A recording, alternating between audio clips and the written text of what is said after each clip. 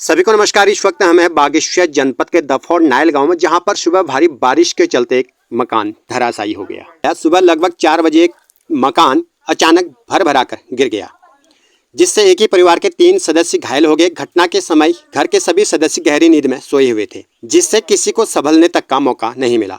स्थानीय ग्रामीणों के अनुसार भारी बारिश के कारण मकान की दीवारें भर भराकर गिर गईं, जिससे अचानक मकान धराशायी हो गया। हादसे में घायल लोगों को तुरंत ग्रामीणों की मदद से सुरक्षित बाहर निकाला और प्राथमिक उपचार के लिए नजदीकी स्वास्थ्य केंद्र बागेश्वर ले जाया गया। घायल व्यक्ति में एक बुजुर्ग महिला, एक पुरुष और एक किशोरी शामिल हैं। सभी को चोटें आई हैं, परंतु गनीमत रही कि किसी की जान नहीं गई। ग्रामीणों की सूझबूझ और तत्परता से बड़ा नुकसान टल गया। सूचना मिलते ही प्रशासन की टीम मौके पर पहुंची, राहत कार्य शुरू किए। प्रारंभिक जानकारी के अनुसार प्रशासन की ओर से मुआवजा और सहायता का भरोसा दिलाया गया है। इस हादसे में न केवल घर की दीवारें और छतें जमींदोज हो गई, बल्कि घर का सारा सामान भी मलबे में दब गया। बर्तन, खाने पीने की सामग्री, बच्चों के कपड़े, जरूरी दस्तावेज तथा कुछ नगदी धनराशि इस आपदा में नष्ट हो गई। रणजीत राम का यह मकान वर्षों की मेहनत और परिवार की कमाई से बना था, जो अब मलबे के ढेर में तब्दील हो चुका है। गनीमत यह रही कि हादसे के समय सभी परिजन किसी तरह सुरक्षित निकल आए, लेकिन मानसिक और आर्थिक रूप से यह घटना उनके लिए किसी बड़े झटके से कम नहीं। गांव के लोगों ने तत्परता दिखाते हुए मलबा हटाने और परिवार को संभालने में सहायता की। वहीं प्रशासन से भी मदद की उम्मीद जताई जा रही है। इस वक्त मैं रणजीत राम जी के घर के पास, तो यहाँ पे इनका मकान जो था कल रात बारिश आने के चलते क्षतिग्रस्त हो गया। तो जब ये मकान गिरा उस टाइम आप कहाँ थे?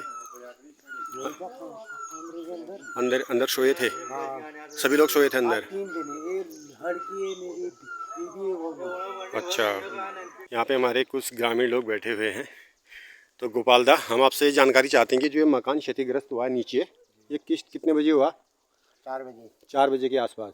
हाँ। तो उस टाइम घर की कंडीशन क्या थी? कौन कौन लोग घर में थे? और वहाँ 3 आदमी दब गए। 4 बजे मकान गिर गया। 4 बजे मकान गिर गया। चोट पटक के कितने लोगों को चोट पटक आई? सर फटा था, यहाँ पर ब्लड गिरा था। हाँ, किसका गिरा था? उनकी वाइफ का? वाइफ का। हाँ, और उनकी मम्मी कहाँ थी? लगी थी बल्ली से। किसके? बेटी के? रणजीत के। रणजीत के। अच्छा, मकान मालिक के। हाँ। उसका पूरा नाम क्या है? रणजीत कुमार हुआ। ठीक। तो यहाँ पे कोई बचाव दल आया था? आया था।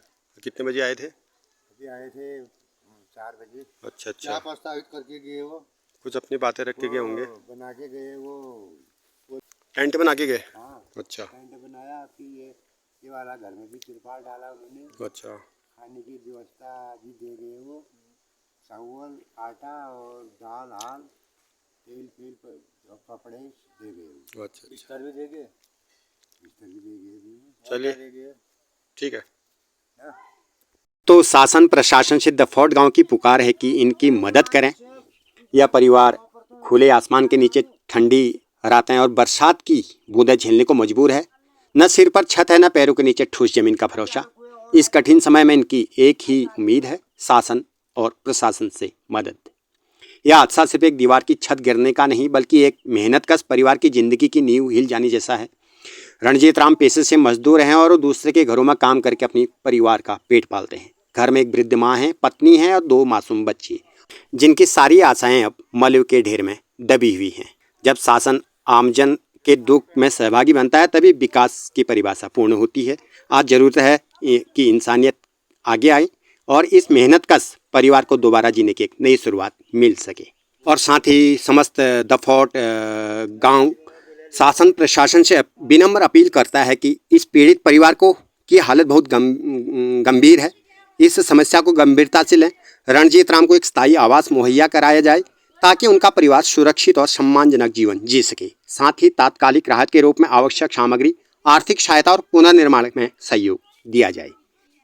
आज की एक वीडियो सिर्फ एक हादसे की नहीं, बल्कि एक परिवार के टूटने सपनों की है। रणजीत राम और उनका परिवार, जो दूसरे के घरों में मेहनत कर अपना गुजारा किया करते थे, आज खुद बेघर हो गए। वह पुराना कच्चा मकान, जो वर्षों से इस परिवार की छांव बना हुआ था, अब मलबे में तब्दील हो चुका है। इस वीडियो के जरिए हमने उस दर्द को महसूस करने की कोशिश की जो इस परिवार ने झेला है। एक बूढ़ी माँ, एक गृहिणी और 2 छोटे बच्चों की आंखों में अब सिर्फ एक ही सवाल है, क्या हमें फिर से अपना घर मिलेगा? अब यह समय है हमारी, आपकी और प्रशासन की जिम्मेदारी निभाने का। आइए इंसानियत की इस परीक्षा में खरे उतरें, आवाज़ बने उस परिवार की जिसकी आवाज़ आज मलबे में दब चुकी है।